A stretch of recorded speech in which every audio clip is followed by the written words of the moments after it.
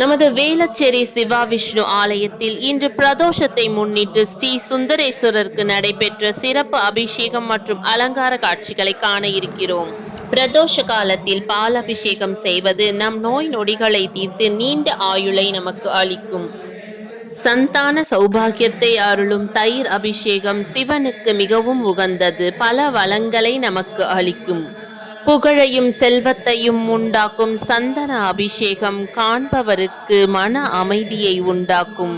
பூரண வாழ்க்கையும் சகல சௌபாக்கியங்களையும் அருளும் பஞ்சாமிர்த அபிஷேகத்தை கண்டு கொண்டிருக்கிறோம். இதோ மங்களஹாரதி. வில்வ தோரணங்களால் அலங்கரிக்கப்பட்டு மங்கள மலர்கள் சார்த்தப்பட்டு நாகாபரணம் தரித்து பட்டாடையில் ராஜ கம்பீரமாக காட்சி அளிக்கிறார் சுந்தரேஸ்வரர். இப்போது நாம் பார்த்து கொண்டிருப்பது உற்சவரான பிரதோஷமூர்த்திக்கு நடக்கும் சிறப்பு தீபாராதனை காட்சிகள். நேரில் பார்ப்பது போல தத்ரூபமாக அமைந்திருந்த மீனாட்சியின் அலங்காரத்தை காண கண்கோடி வேண்டும்.